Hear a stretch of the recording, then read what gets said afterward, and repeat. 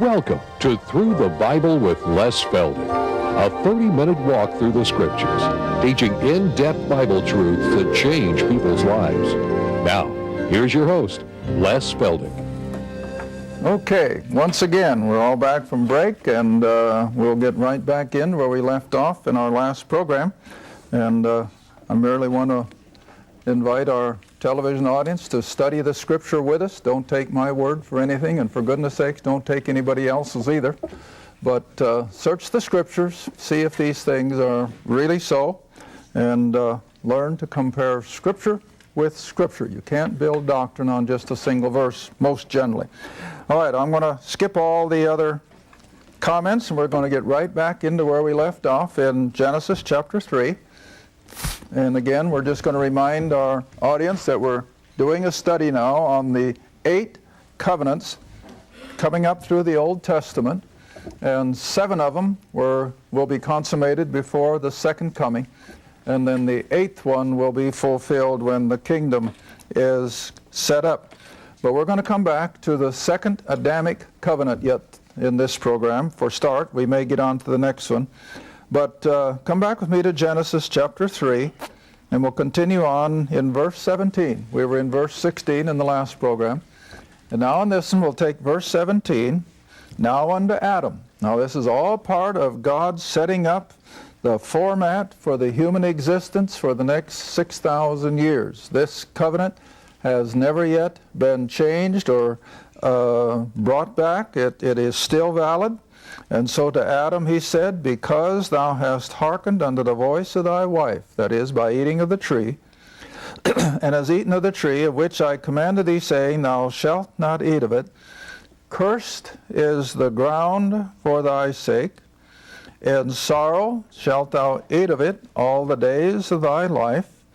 And here comes again the result of the curse, thorns and thistles shall it bring forth to thee, and thou shalt eat the herb of the field, in other words, those things which grow naturally. And in verse 19, and in the sweat of thy face thou shalt eat bread. In other words, he's going to have to work for everything that he needs for his daily existence. Until thou return to the ground, that's the picture of physical death. For out of it, that is, out of the dust of the ground, wast thou taken. For dust thou art, and unto dust shalt thou return. Now that pretty much sets the format then for human existence under the curse. Now remember that all of the world's problems, all the world's misery, famine, war, disease, and suffering and heartache is not God's fault. It's all brought in by the curse. And old Satan, of course, is the fomenter of it all. Now, I think one of the best places I can take into the New Testament of all this would be Romans chapter 8. And this says it so graphically. Romans chapter 8. We're going to start at verse 18. Now, again, we've looked at these verses in previous programs, somewhere way in the past. But we'll look at them again. Romans chapter 8, verse 18. Romans 8, drop in at verse 18, where the apostle writes, for I reckon that the sufferings of this present time are not worthy, in other words, they're nothing, to be compared with the glory which shall be revealed to us. Now I got to stop there a second. How much does the Bible tell us about our future eternal heavenly experience? That's right, almost nothing. You know, people have written, are we going to have homes? Are we going to have kitchens? Are we going to prepare food? Are we going to do this and that? Well, I just have to plead ignorance, because the Bible doesn't tell us. We don't know what we're going to be doing. We don't know what our circumstances will be. What will be some of the glories that God is preparing for us? Well, I usually answer, your guess is as good as mine, because I cannot show you from Scripture what we're going to be doing, how we're going to be doing it, or what. All I can say is, and some of you have heard me say it 100 times, it's going to be glorious. It's going to be glorious, and that's as far as we can take it scripturally. But now the other side of the coin, what's it like under the curse? That we can tell you. Next verse. For the earnest, the very down deep, heartfelt expectation of the creation, all of creation. And I think, I'm not stretching the envelope again to say that it involves the universe. I may be wrong, and I don't mind somebody disagreeing, but I think creation means everything. And the whole creation is waiting patiently for the manifestation or the bringing into the spotlight of what group of people? The sons of God. That's you and I. We are the waiting for the day when you and I as believers are finally brought into that eternal environment with a new body, a resurrected body like Christ's body. And that is, of course, the triggering of the removal of the curse when we are finally brought to our eternal place. All right, so all of creation is waiting for that. Now the next one, verse 20. For the creation, the whole creation was made subject to vanity. Well, vanity here means the results of the curse. Everything is fruitless. Everything is frustrating. And even people who are relatively successful many times, are they happy? No, they're miserable.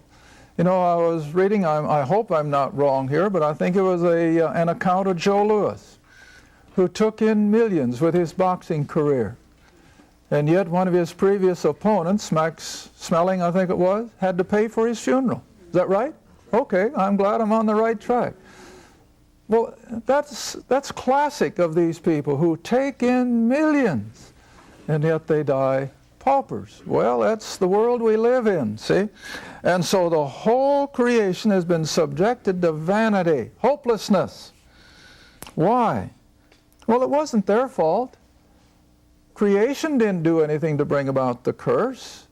You and I didn't do anything to bring about the curse. We're merely the results of it. So it all goes back to whom? Adam. Adam. Oh, I often wonder, how much of that is he going to understand in eternity? How much is Adam going to realize that all the world's sorrows and suffering was preempted by his act of disobedience? Well, whatever. It was made subject to the curse, not willingly, not because of what creation did, but by reason of him who hath subjected the same, that is creation, in what? Hope. So you see, this is why we study Genesis chapter 3, that just as soon as Adam fell and the curse permeated the world, what did God come right back with? What we saw in the last program, that scarlet line of redemption, to show mankind that the day would come when God would finally be superior and would overcome his adversary. All right, so the whole creation now is waiting for this hope that was released as soon as the curse fell. Now verse 21. Because the creation, all of creation itself, shall be what? Delivered. Delivered. Escaping the bondage of corruption, that's the curse again, and it will be delivered from corruption into the glorious liberty of the children of God. In other words, everything that God has prepared for the believing element of the human race, even creation is going to enjoy the benefits of it. And of course, Isaiah 11 is a perfect example of that, where even the animal kingdom is going to come out from under the curse. And instead of killing each other for their next day's food, They will all live in harmony, one with another. And so it will be throughout creation. All the things that Satan disrupted by the curse, God is going to set straight and return it to what it was back in Genesis chapter 1, when he looked on the whole of creation, and what was his conclusion? It was very good. It was perfect, see? And it's going to revert to that one day. Okay, now then, the next verse, verse 22. For we know, you and I as believers, we know that the whole creation groaneth and travaileth in pain, suffering, and sorrow, all of it together unto now. In other words, there's really nothing that is of the good side in this life under the curse, even those who seemingly have it so good. And we certainly reckon the fact that they do. But they're still under the turmoil and the suffering and the hopelessness of the curse. So not only they, verse 23, not only all the things of creation, but ourselves. Now again, he's talking to you and I as believers, that you and I as believers who have the first fruit of the Spirit, we have God's saving grace, and we have the first fruit of the Spirit, even we ourselves, groan within ourselves, waiting for that grand adoption, that change from this earthly environment to the eternal. Now you know that has been part and parcel of Paul's teaching from day one. While we're in the New Testament, go forward with me to 1 Thessalonians chapter 1.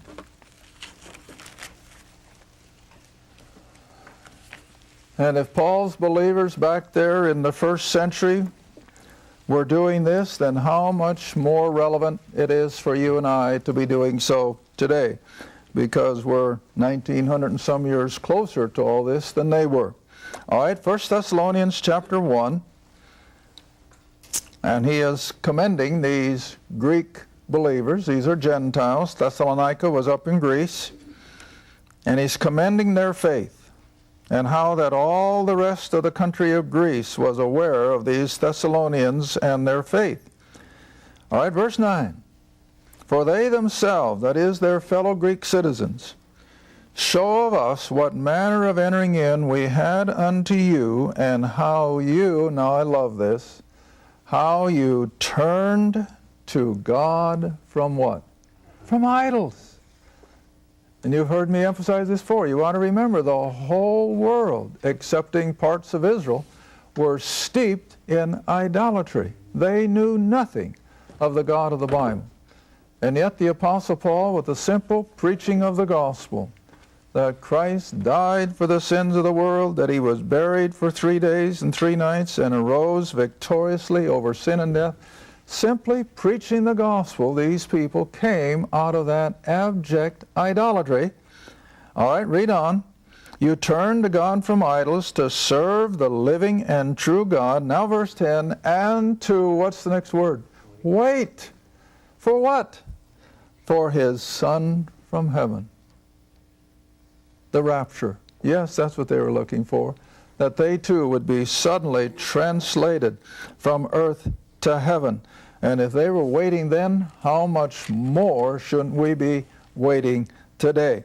And so that will be the culmination then of the life under the curse, with all of its heartache and the sin, the wickedness, the degradation, and what have you. But one day it's going to end, it's going to be lifted, and the earth will be delivered from that satanic power. All right, let's come back again to Genesis and move ahead a little further.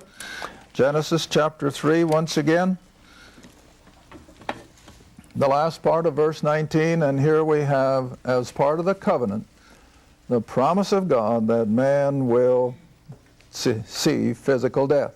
Now, of course, Paul teaches that there's going to be some of us who will live to hear the trumpet call, but other than that, as Hebrews puts it, it's appointed unto men once to die, and after this, the judgment. That is for the most of mankind.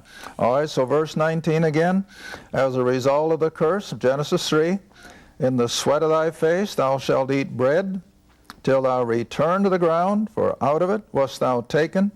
Dust thou art, and unto dust thou shalt return. All right, that pretty much consummates then the covenant that we call made with Adam, and set the stage then for the following years of human experience. All right, let's move up to the next one now quickly, to the covenant made with Noah after the flood, and they call it the Noahic covenant, and that will be in Genesis chapter 9. Actually, I guess we can start in the last couple verses of chapter 8. And this is the next covenant. Now you got to remember, what has intervened? Now we've had almost 1,600 years of the human experience under the curse, and the only stipulation was that if they realized or recognized their sin, they could bring an animal sacrifice, and God will accept them. But precious few adhered to that. And so for 1,600 years, the human race went down and down and down morally, even though we think they went up, up, up technologically. And so by the time we get to Noah's flood, we have multitudes of people on the earth. I think it's reasonable to assume that there were at least 4 billion or more, and they've gone totally down the tube, morally and spiritually. And now then, God is going to move in and judge that generation with their destruction by the flood, and you all know that one. But after the flood, God comes back and he's going to reestablish yet another covenant with mankind. Genesis chapter 8, and let's just start in verse 20. Noah comes off the ark, and his 3 sons and their wives and his own wife, 8 people. And the first thing he does is builds an altar. He built an altar unto the Lord, and took of every clean beast. You remember, he took 7 of every kind onto the ark, and of every clean fowl, and offered burnt offerings on the altar. And the Lord, verse 21, smelled a sweet savor, and the Lord said in his heart, now here comes the covenant, I will not again curse the ground any more for man's sake, for the imagination of man's heart is evil from his youth, neither will I again smite any more everything living as I have done.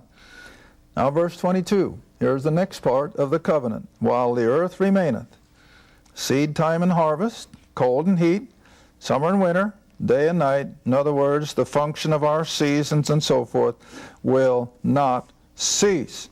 Now the next part of the covenant then is going to establish what we call human government in order to maintain law and order. See, they had no government before the flood. There was no established system of religion, as we call it today. So there was absolutely nothing to temper the evil bent of human beings. And that's why they went down so precipitously. There was absolutely nothing to slow it. Now, even pagan religion, when it comes to maintaining a social order, even a pagan religion is better than nothing, because they're at least going to teach them the concept of right and wrong and personal rights. I don't care what the religion is. But before the flood, they didn't have any of that. And so that's why it became so despicable. All right, so now then, God is going to temper that activity with establishing the right of mankind to set up an authority to control the behavior of their fellow human beings. All right, now then we come down to that in verse 3. Now every moving thing that liveth shall be food for you. This is the change in the dietary. Before the flood, they ate nothing but which grew naturally. And I don't think that even the animal kingdom was yet that carnivorous as they became, but mankind especially was never given permission to eat anything that caused the loss of a life. But now they can. See, verse 3, this is the change. Every moving thing that liveth shall be food for you, even as the green herb I have given you all things. But here's the stipulation, that if they're going to kill a living creature for food, they had to make sure that all the blood was removed. All right, verse 4, but flesh with the life thereof, which is the blood. So this is obvious. They are killing living things for food. But the admonition was, never eat it without draining the blood, because the blood was indicative of life. And that, he says, you shall not eat. Then verse 5, here comes the establishment of authority. Surely your blood of your lives I will require. In other words, there's going to be that deterrent to murder by promising that the guilty person would be put to death. All right, verse 5, surely your blood of your lives will I require. At the hand of every beast I will require it, and the hand of man. Now, in a coming program, we're going to be looking at some of the civil laws in Israel. And it's interesting how they covered every aspect of physical existence. In other words, the law stipulated that if I have a bull and I know he's mean and I know he's prone to attack, and if I don't confine him and he kills my neighbor, who's guilty? I am. And what's the sentence? Death. Now that was under the law in Israel. They covered every aspect of the human experience in the civil law, or in what the Scripture calls the judgments. Now you see, this is just the beginning of all that, because Israel's law defined it more in detail. But here we have the responsibility of one human being to protect the life and the property of the other human beings around him. See? All right, so verse 5 again. Surely your blood of your lives I will require. Now, you see how plain that is? At the hand of every beast. Now, you know, it was interesting. I read a couple years ago where there was a man-killing tiger running loose in India. And after it had killed several kids and so forth, and he would always go back into the jungle, the government actually set up what we would call a posse looking for humans, and they did not stop looking until they had found that, I think it was a leopard, and killed it. Well, why? Because it was guilty of killing human beings, and God has mandated that. It's for the protection of each and every individual. All right, so even of beasts, God will require that if it kills a man, they were to be put to death. At the hand of every man's brother, I will require the life of man. Now that's capital punishment. Now I know the thing that bothers all of us, and I do myself as much as anybody, is that possibility of putting to death an innocent person, and we shudder at that. But nevertheless, when it's obvious that someone is guilty of murder, then the Scripture is plain. This has never been withdrawn. The Scripture is plain that that guilty person must be put to death, and it's God's only deterrent for holding society together. And then verse 6, I think, exemplifies it. Whosoever sheddeth man's blood. In other words, someone who has purposely killed another human being by man. See? Man's authority under the headship of God. By man shall his blood be shed. Why? Because the human being was created in whose image? God's image. And you see, this is what's, shall I say, intrinsic to Western civilization, which has been influenced probably by Christianity and biblical concepts more than the Eastern world.